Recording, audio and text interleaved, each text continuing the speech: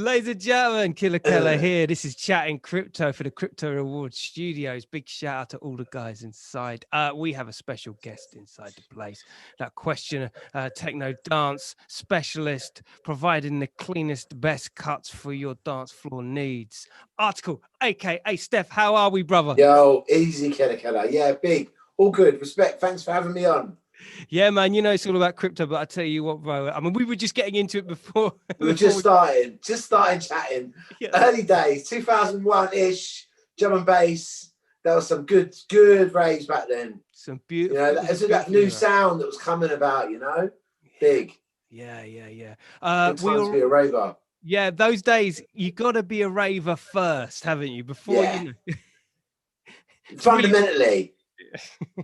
You got to understand how the rave works, I think, you know. Yeah, I think that's a telltale sign of a decent DJ. Very much like yourself in a production arena, you've got to feel it on the floor first, haven't you? Definitely. That's what I mean. You know, I mean, majority of people that have become DJs have been at a point where they've, you know, been sitting at that dance or looks at the DJ and thought, yeah, I want to be up there. I want to be doing that shit. Do you know what I mean? You know, you know, that's what I want to be doing, man. You know. Yeah, we were just talking about those tape pack eras in drum and bass as well. I mean, you know, you made it when you've got yourself, you know, in the tape pack, or you've got yourself on that. You go up the ladder. Of, yeah.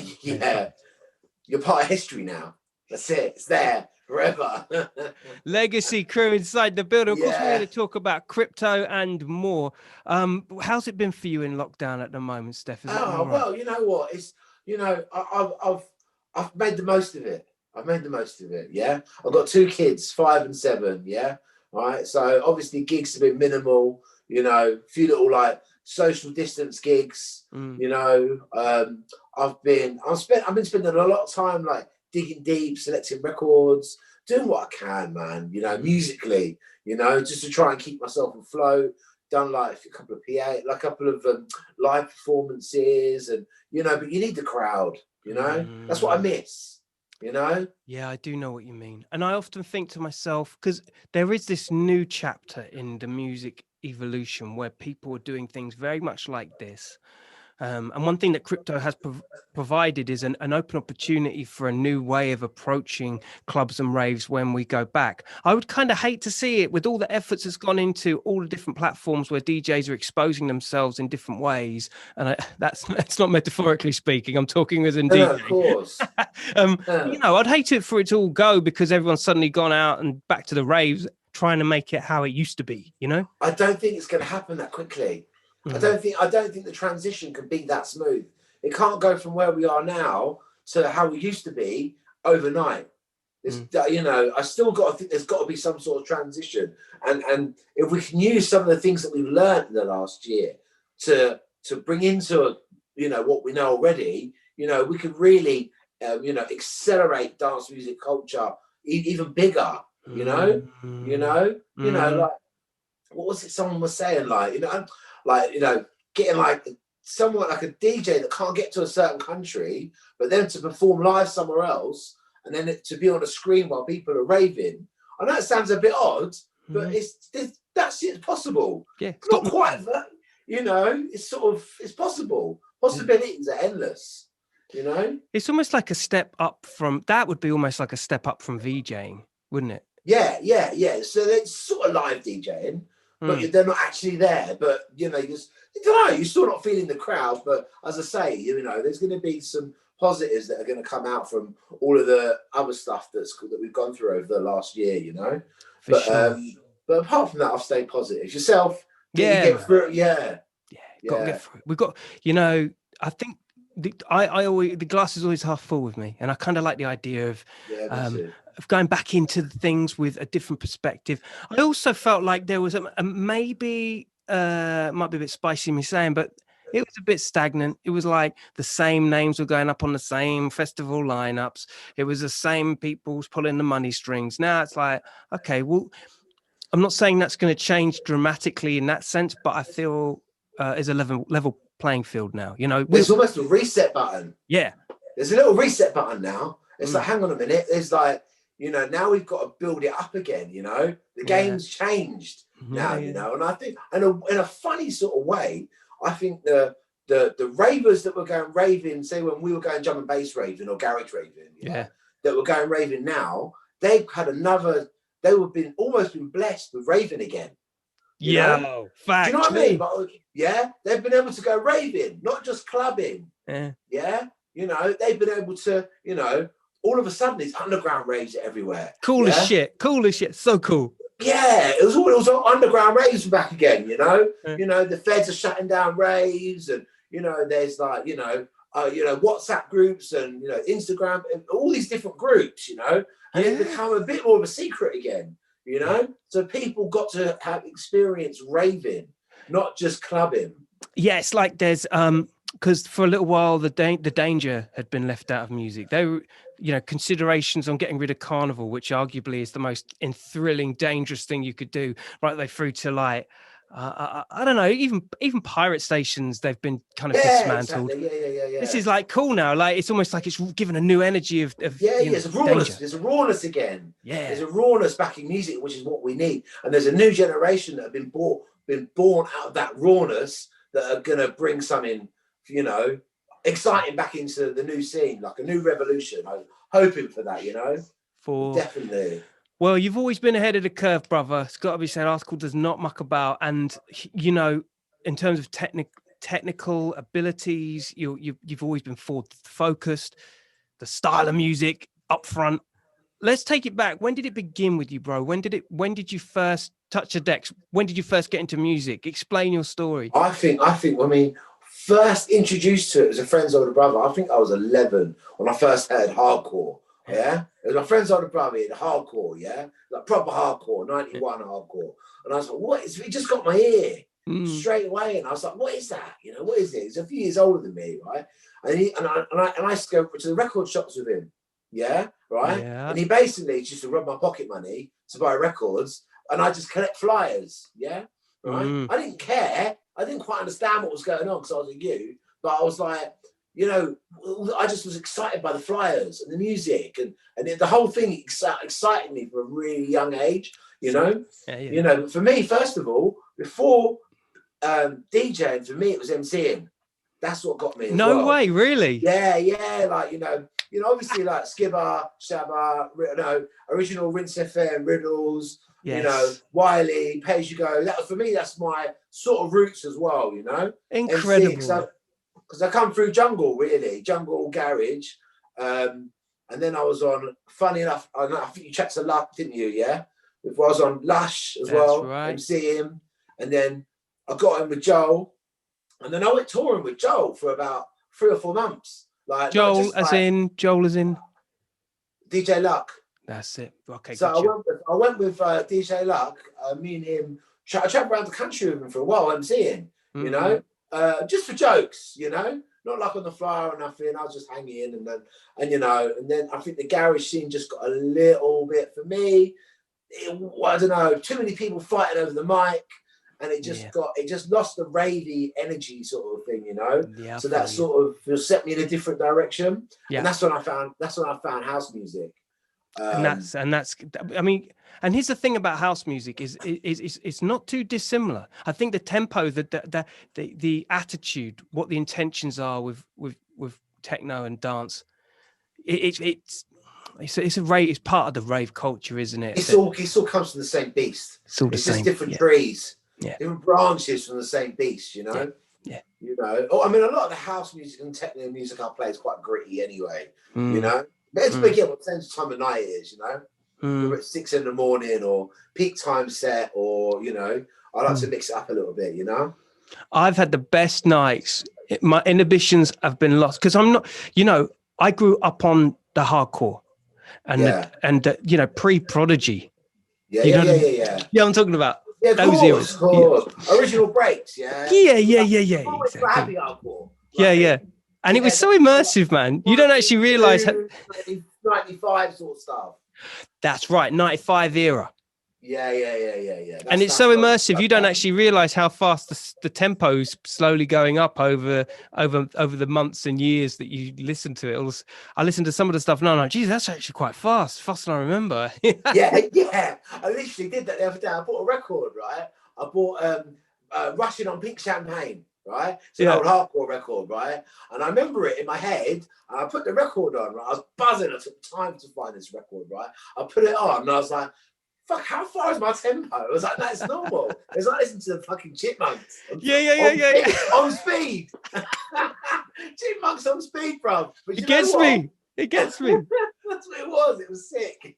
Bro, you can't take back. Listen, for anybody, no matter what age you are, whatever first music you get into is the music you get off of for the rest of your life. There's just no 100%. getting away from it.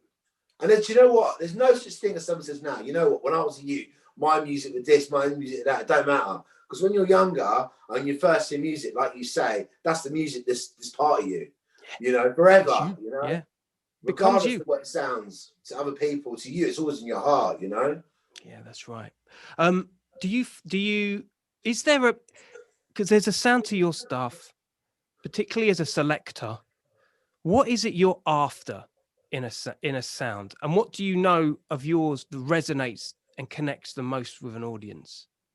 Oh, yeah, I mean, it's all about that selection, isn't it? That right moment, that right time, that right record, you know? It's just, and I suppose it's an instinct, you know? Yeah, that's the time for that record, you know? Because sometimes you have a record, you want to take the time, but it's like, oh, it don't fit here, don't fit there, and all of a sudden it's like, pow, you know? It's just going to go, and you know, and it's going to go, and it's going to work, and you know, and that's what I look for. Selection, you know, old music, new music, doesn't look fresh music, unreleased. There's no boundaries for me, you know, genre, whatever, you know. I'll play a disco track in a techno rave. Do you know what I mean? I hear you, but there is an energy.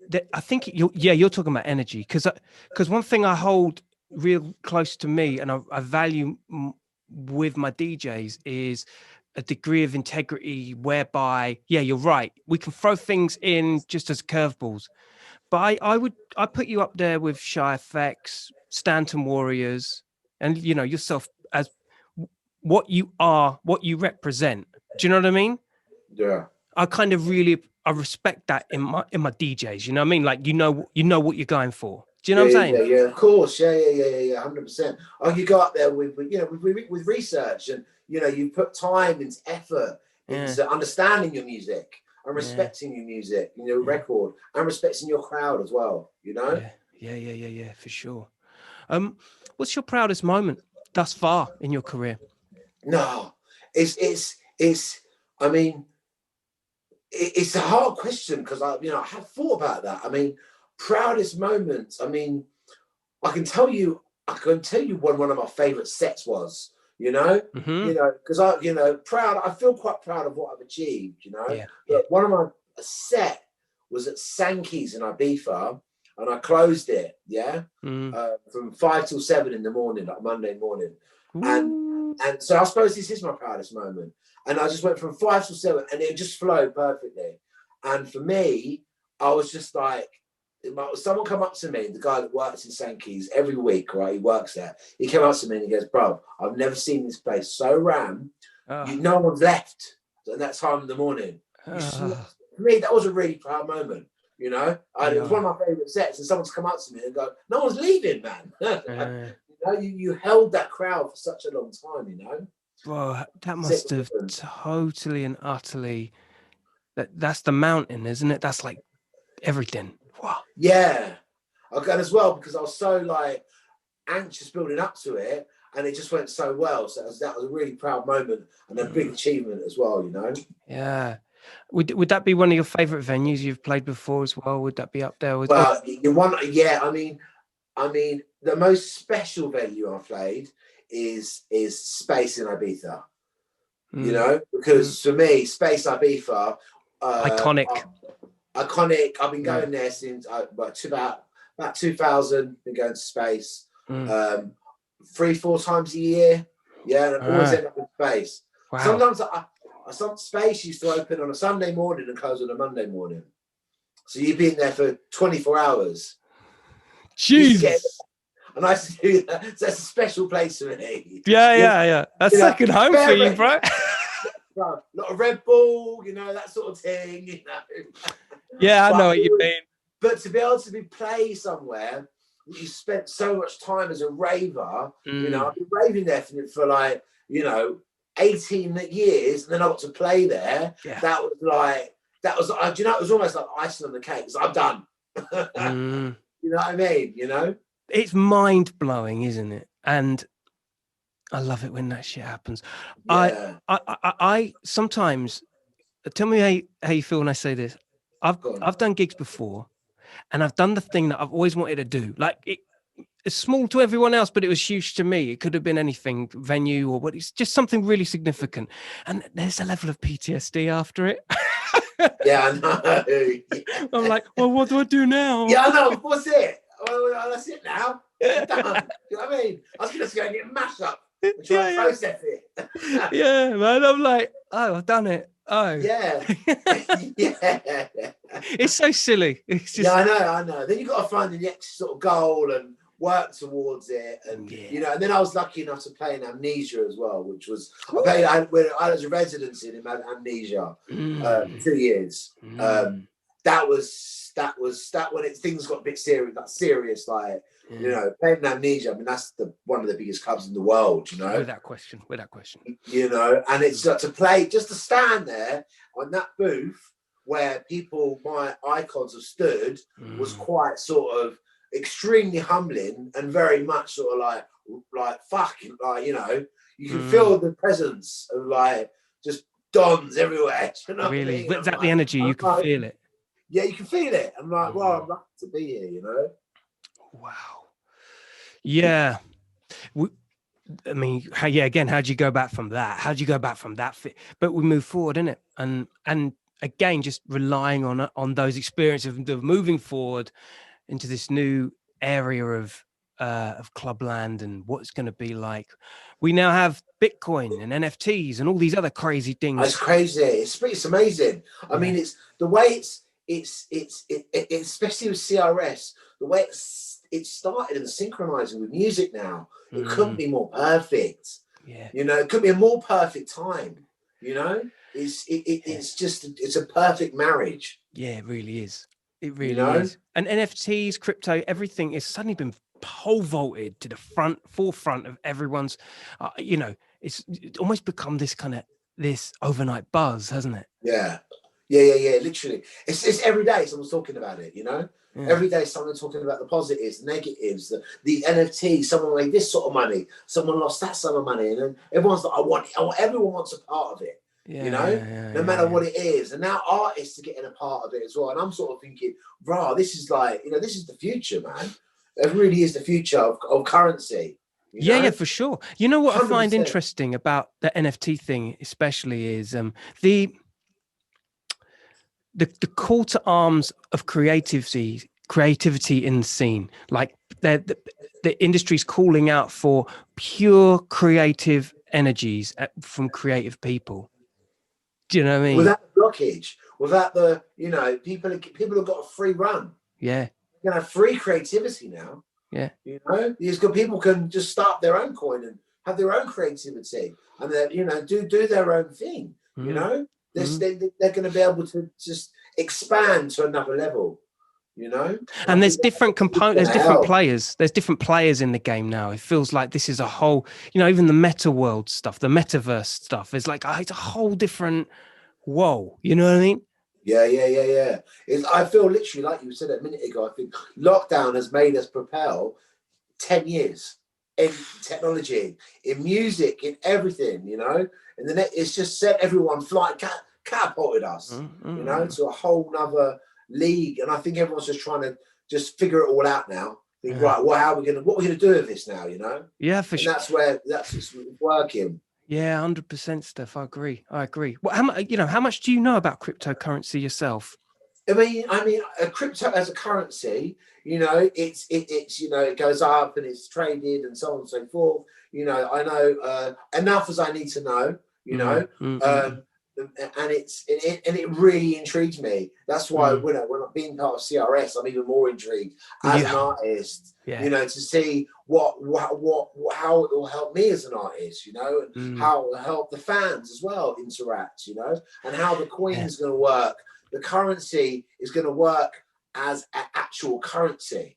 You know, exactly, You know, in venues because it's a currency, but it's a virtual currency. Yeah. You know, but in certain places you can pay for it now, can't you? Not in this country, but I think in the US you can use your bitcoins or whatever to pay for it. That's right. It's slowly becoming a currency, you know? Which is mad when you think about it. Again, like you said, we've been pole vaulted. It's almost like we've sped up 5 years ahead of ourselves, 10 years ahead of ourselves. Because there was a time where this crypto thing was kind of a little bit, you know, ribbed at. It was kind of like, it was basically, if you're on crypto's like, well, that's just like Silk Road, or you know, buying things online. Yeah, that's what people thought it was. That's what they think. Yeah, that's all they think. Crypto, that's just buying things in the black market. Do you know what I mean? And that may be what it was born from. I'm not sure. I don't know enough of the roots about it to answer that question. But that was the perception of it, you know? And now I think that perception of it is definitely changing. And it's a serious fucking thing, you know? People are taking it seriously and trying their hardest to process it. The CRS stuff is most definitely aiding the learning and developing of things and how we, you know, how we use it in our world. But for a lot of people, and this is only kind of like a conclusion I've come up with over the last week or so, is when you bring up these subjects, people have got to determine their own, they've got to have their own ownership of it, weirdly. The analogy that I come up with is like, well, do you know what happens when you switch on a light? Not really. You just know electricity's there. You've never seen it. Do you know what I mean? And it's the same sort of trust principle you've got to put into effect with crypto. You've just got to know what it is in your head. A bit like internet, you know, it's there. We don't know why. Where is it? Yeah, can I catch it? Yeah. Yeah. And I think crypto, you know what? And crypto's the new internet in a way. Do you know what I mean? It's the biggest thing to happen since the internet in a way. Do you know what I mean? Yeah. You know? So, you know, it's a big thing, you know? Even with vinyl, like you put the needle on, everyone knows that music's going to come out, but do they really know how? No. Yeah, exactly. And so I've got a microscope, looks at the grooves and see now, you know, exactly. You know, and in a certain way, people don't know the answers, you know, but people want to know the answers, don't they? People are asking more questions. For sure. You know, people are interested, you know. Most conversations I have with people, it's coming into the conversation at some point. People say, what do you know about Bitcoin? You know, and it's a conversation starter, you know, and it's coming, and I like that, you know. Yeah. You know, so it's definitely more people are talking about it, you know. Yeah, because with things like CRS, you're able to, I don't know, there's a language. When you first start having these conversations, there's a fear factor. There's like, well, I hope I'm not treading on eggshells. I hope I know what I'm talking about. I hope I'm not confusing people. I hope I'm not sounding like a dick. But there's certain things now, you know, the more you conversate, the more we do podcasts, the more we get a greater understanding of this new landscape, isn't it? Yeah, 100%. And different people are going to bring different knowledge, you know, and we'll have more and more answers for it, you know? Yeah, exactly. Well, I mean, how much have you gone into the NFT world? Because like I was saying, there's a real creative push. It's almost like gentrification, you know, like they always go for the arts with gentrification. NFTs have been calling. I mean, there's some amazing artists already in the game, but NFTs it's built for artistry, isn't it? And creativity. It's built for artistry. It's built for artists making some money as well, you know, not just all going to, you know, to the big record companies. You know, the record companies aren't going to be happy. Yeah, that's right. That, you know, so my knowledge of NFTs isn't ginormous, if I'm going to be honest with you. It's still something I'm learning about, you know. It's still something I'm diving into. I understand it on a basic level, but it's again, it's the future in so many ways, you know, for not just for artists, for so many different things, you know. Yeah. I love the fact that acts like Kings of Leon, Leon released their album. The only way you could get it, wasn't it? Incredible. You couldn't just go download it on Spotify or something like that, could you? You had to literally go and purchase it through NFTs. Yeah, fucking incredible. Yeah, really. Those bands with backlines and having trouble even doing gigs these days. You know, money's gone from the support of record labels. They were really hitting hard times for the last 3 years. You know. And now they do this, and I just think it's, you know, good for them, you know, fucking great, that genre.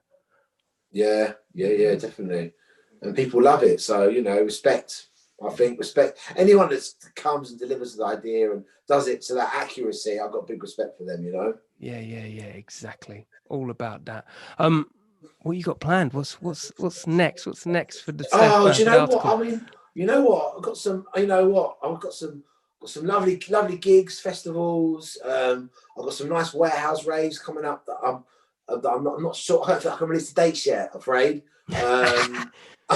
We'll chuck it on the comments when you got them. Yeah, don't worry. Yeah, chuck in the comments. Yeah, I've got. I'm now a resident. I was a resident at Bode, which was a massive. Like, I'm not sure if you heard of it. Bode. We blew up big time in London. Right. And now I'm with a group called Masvida. They're sick. I'm a resident of them. We've got some wicked parties coming, really good parties. We've got Jamie Jones playing for us soon. We've got I've got some nice warehouse parties which I'm looking forward to playing as well. Oh man, I'll have to get down, bro. We'll have to stay in touch. Swap numbers afterwards. I definitely want to come to something. Right, yeah, I've got some wicked parties to play at. Yeah. Nice parties, nice festivals. You know, I'm just thinking summer now. Yeah, I'm thinking festivals, raves, and then we'll go from there. You know, see what happens after that, one step at a time. You know. Well, all being well, I mean, by the time this comes out, the pubs will be open. Things will be relatively normal. So we're spoon feeding ourselves back into society. Yeah, 100%. One drink at a time. Yeah, are they ready? That's the question. Yeah. Are they ready? They fucking should have kept us indoors. Yeah, exactly. Released all the beasts back out again. The terror. Yeah, I know, exactly. Things were so much easier before. Yeah. Fucked it, now you've let us loose. Do you feel that though? Do you feel that, Steph? Do you feel like there's this slight, whoa, what's it gonna? You know what I mean, like we're talking about serious technological breakthroughs on this show, as you know, but mentally, I'm quite anxious at the idea. You know. Oh yeah, I mean, you know, I'm somewhere in between anxious and excited. Like the idea of being in a club, that's a mad thing. Yeah. Like, we've been told to stay away from each other. Now you're going to ram 3,000 people in a club right on top of each other. Mm-hmm. You know, that's a mad thing. Night and day. In a few months, isn't it? You know. Yeah. Oh, listen. A few tequilas, a few drinks, it would be like we never left. You'll be hugging your pals, you know. Yeah. You'll be good as gold, you know. That's what I'm talking about. That kind of attitude. Article. Steph, thank you so much for joining us today. Oh man, do you know what? It's a big pleasure, man. And you know what? I've got big respect for you. I got you on tape packs. I was seeing you at Brixton Academy. I've seen your bedtime, seen your podcast. So yeah, respect. Yeah. Oh, enough respect, my brother. Honestly, feelings mutual. Let's hang out and get those tequilas down. That's what it's on, bro. That's it's happening. It's happening. Watch out. Yeah, here we come, ladies and gentlemen. Article Steph, big shout out, brother. My guy. Later. Chatting crypto. Stay lucky, people. Peace. Big up.